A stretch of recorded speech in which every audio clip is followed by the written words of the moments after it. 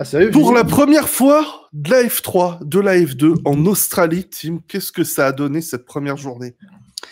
Eh bien, comme tu l'as dit, Mick, pour la première fois, donc, la F2 et la Formule 3 se rendaient en Australie. C'était l'occasion pour beaucoup, si ce n'est quasi tout le monde, de rouler pour la première fois dans ce pays et surtout sur ce circuit. Alors, pourquoi je relève cette information? Parce que ça a permis, en tout cas a priori, de niveler les plateaux pour permettre à chacun de partir sur un pied d'égalité. Isaac Hadjar en est le parfait exemple, mais on y reviendra un peu plus tard. Car avant de parler de Formule 2, on va parler de Formule 3. 30 jeunes pilotes inexpérimentés sur un circuit semi-urbain qui se prend à très haute vitesse. C'est comme mettre un précoce dans un bordel, ça dure pas très longtemps et ça part dans tous les sens. Oh putain. Je dis ça parce que ce matin, ou cette nuit pour les plus valeureux, il fallait être accroché pour réussir à suivre. Heureusement, la moitié de la course aurait été sous safety car pour nous laisser le temps d'assimiler tout ce qui se passait en piste. Après un départ relativement propre, bien que très brouillon, on a vite été plongé dans ce qui fait en partie le charme de la Formule 3, c'est-à-dire ces pilotes qui n'ont rien à y faire. À ce petit jeu-là, aujourd'hui, c'est Browning qui décroche la palme avec un combo de conneries aussi long que mon bras. Un contact avec Gothe après le deuxième virage qui cause une crevaison au champion d'Euroformula, qui finit donc sa course dans les graviers, provoquant la première safety car. C'est pas fini pour Browning qui part à la chasse de Montoya, alors premier et qui manque tout juste de l'empaler après avoir tenté l'intérieur à la chicane ultra rapide du secteur tout aussi rapide. Il décolle sur le vibreur, les images sont assez impressionnantes.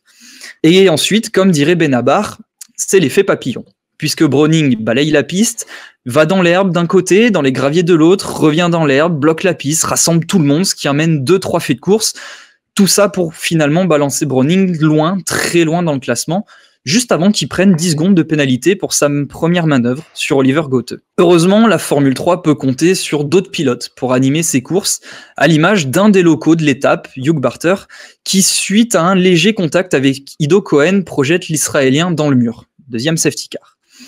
Quelques tours plus tard, c'est Tommy Smith qui se met tout seul dans le mur au dernier virage, arrachant tout l'arrière de sa monoplace et provoquant une troisième safety car.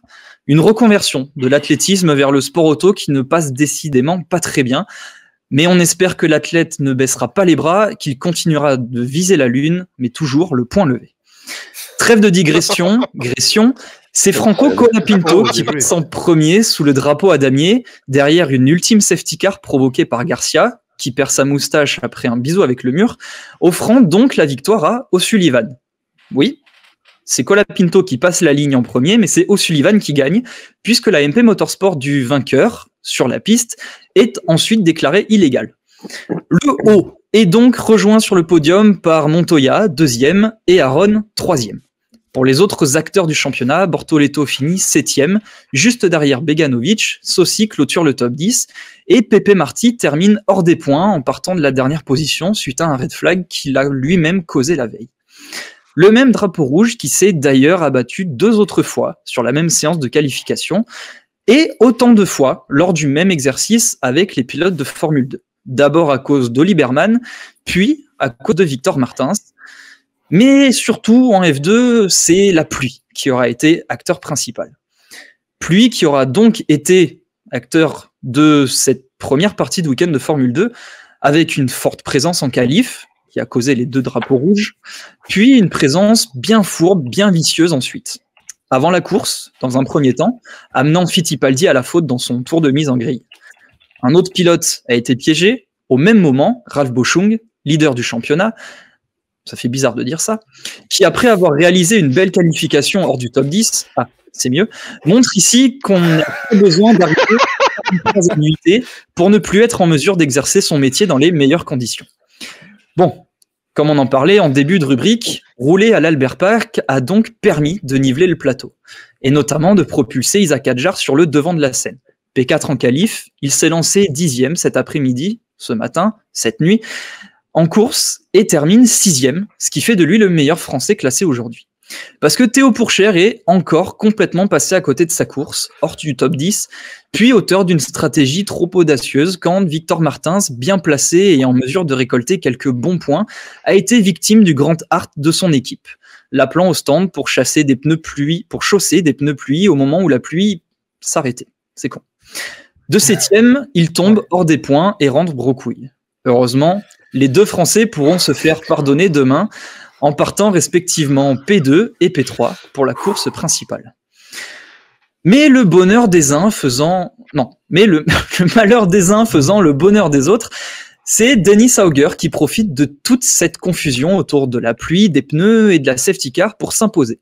Parce que oui, là aussi il y a eu de la safety car, et là aussi on a eu le droit de voir une Mercedes en tête. D'abord à cause de Juan Manuel Correa qui a poussé Jack Doohan en travers provoquant une safety car, puis la pluie apparaît, quelques pilotes rentrent pour changer de gomme, et au moment le tour même où la safety car est annoncée pour rentrer, c'est Brad Benavides qui, comme le rêve n'importe quel canidé, voulait rattraper sa queue et s'est mis dans le mur. La safety car est donc prolongée et après quelques tours, les fauves sont relâchés. Auger l'emporte donc, suivi par Crawford et Maini sur le podium. Arthur Leclerc, auteur d'un très bon week-end pour le moment, termine 4e, et Maloney, après une course mouvementée, dure, à l'image du contact avec Iwasa qui cause une crevaison au Nippon, termine tout de même 5e. Bien qu'il ait été divertissant hier, aujourd'hui le talent et les quelques manœuvres de Zane Maloney n'auront rien pu faire pour nous redonner le moral après un dimanche junior aussi bordélique que ce qu'il était aujourd'hui. Bordélique. Vraiment. Et pour être très franc avec vous, j'ai aucune envie de revenir sur tout ce qui s'est passé. D'une part parce que j'ai pas tout compris, et d'autre part parce que bien que je me considère très débile, dès qu'il y a plus fort que moi, je suis obligé d'abdiquer, et là, j'abdique. Bon, on va quand même revenir rapidement sur ce qui s'est passé parce que c'est la rubrique.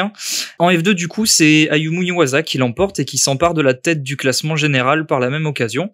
Une course impériale de la part du Nippon, suivie par un Théo Pourchaire lui aussi très propre et très intelligent. Et Arthur Leclerc monte sur la dernière marche du podium. Quid des autres francophones ? Victor Martins bloque ses roues sous safety car et percute Dennis Auger, ils étaient 4e et 3e, et c'est encore un bon résultat qui s'envole pour Martins. Adjar, lui, est victime de Roy Nissany, puis d'une FIA très stricte qui le pénalise alors qu'elle était paradoxalement très clémente en début de course. Novalak, lui, est aussi invisible que le tour 57 en Formule 1, et Cordel, lui... Cordel. Mention spéciale tout de même à Roy Nissany qui aura marqué la course de son talent, son talent, on va appeler ça comme ça.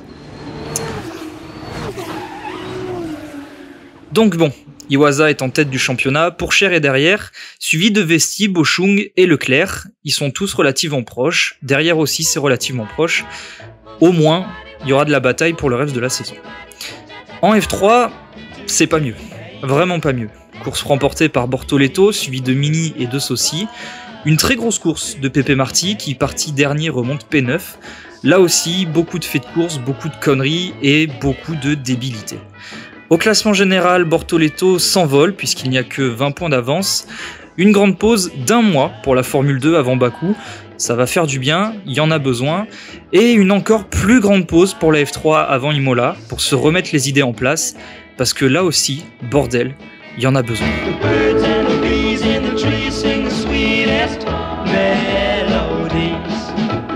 Young hearts afire with a flaming desire. A boy and girl are loving while the moon shines up above. And we say two teenagers, that's us, sharing each other.